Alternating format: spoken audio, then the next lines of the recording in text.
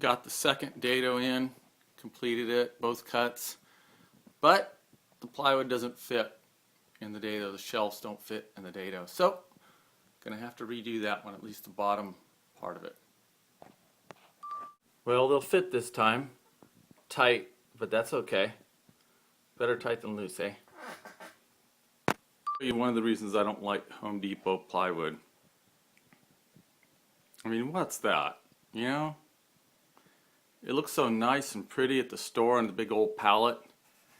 And then you start cutting on it, it starts twisting and warping. Oh gosh, it's a pain. But it's just so convenient. It's on the way home. You know, stop off, get a sheet or two, throw it in the back. Told you I was going to show you mistakes and everything, right? Well, this dado doesn't fit. It's too tight. The shelf doesn't want to go in. I'm kind of testing it right now. I have to go and test each dado and see whether or not they fit. Test piece fits fine in either dado, but the shelves back there do not. Because the thickness is inconsistent, yeah. And because the shelves have a little curve to them maybe now, a little bow, yeah. I'm not fond of Home Depot plywood. Or did I already say that? That's okay, I'll say it again. Okay, so it turns out the problem is the dados are straight. The shelves right there, not so much. It's plywood, but it cups a little bit after you cut it or whatever. So I'm going to have to make some adjustments. This is what time I figure I'm going to make them the shelves. So that's where it stands right now. Okay, so all the dados and all the shelves now fit. Each one is numbered to where it fits or lettered. And now I'm going to start primering all the pieces, because I find I like primering it before I put it together. It's harder to paint once it's together. If you have any suggestions on that, let me know. And while I'm waiting for my paint roller to thaw out, for oil-based primer, I wrap them in plastic and put them in the freezer so I can keep on using the same roller all the time. I don't have to clean it or anything. But before I do that, I have one like surface imperfection here in one of the shelves. So what I'm going to use to fill it with is this stuff. I call it glazing putty. You can call it whatever you want. And fill that in and sand it down. How about little hints here? What I've found for applying filler, mixing and applying, is it's better when you're mixing it to leave it flat and not in a glob. I think when it cures or sets up or whatever you call it, it produces heat, and the heat makes it set up faster. So if you spread it out, it sets up a little. It takes a little longer to set up. And I find that if I don't want to put on too much, of course, but I need to leave a little bit over. I need to fill a little high, a little proud.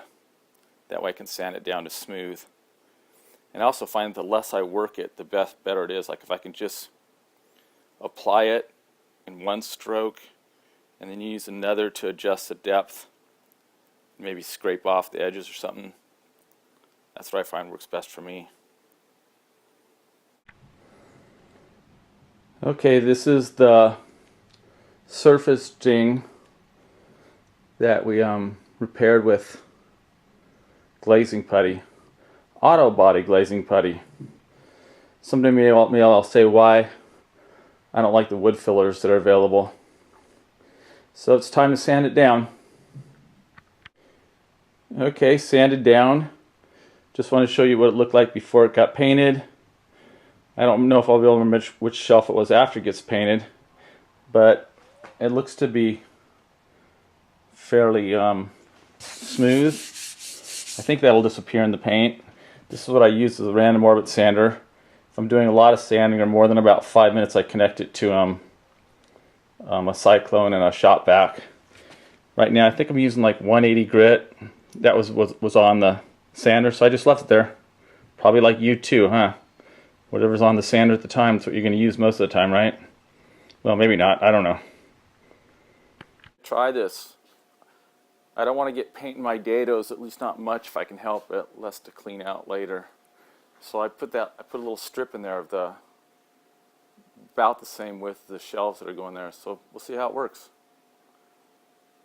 It didn't work because the roller won't get right up against it, and it leaves a little like white line right here where I can't, not white line, bare line right there where I can't get the paint in. So had to take out the little spacer piece, this thing, and just do it by hand, but I guess it's going to be okay. I'll know more later after I put a second coat and sand it. Okay, that's after the first coat of primer. And it's going to do okay. What kind of primer am I using? That's the primer. I like using oil-based primer. And I'll show you what we're using for regular paint later. So I started painting these, and the one on the right is the first one I painted. That's the one with the that I just got done sanding, which had the surface flaw. And then I stood it up to dry against my well, that's a container for my shop vac. It's also an outfield table for my table saw.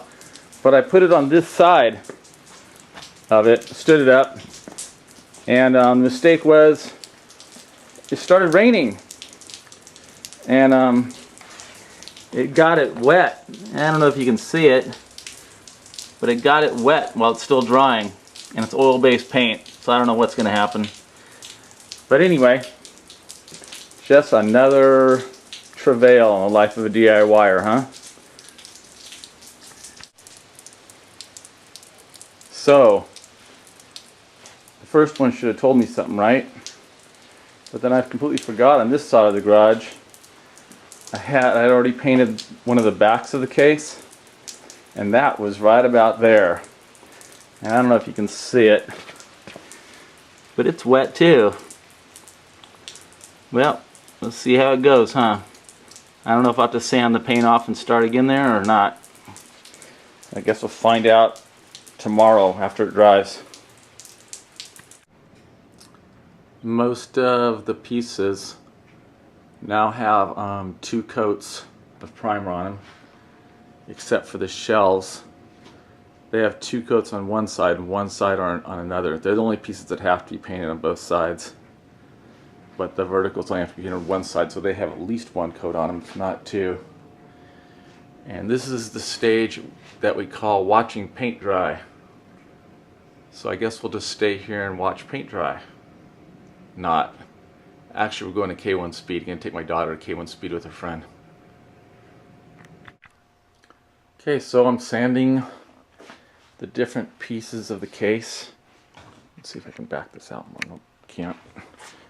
I have to go back this way. There, see, there's the various pieces. That's where I sand. This is a big box which has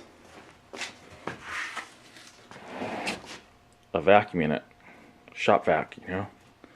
And the reason it's in the box is to cut down sound. And it helps a lot, but it's still noisy anyway. It also functions as my table saw runoff table. When we break out the table saw someday, which is back there under that shelf, it connects to that, and you'll see it's the runoff table. No big mistakes today. In fact, really no mistakes at all. Guess that's a good day.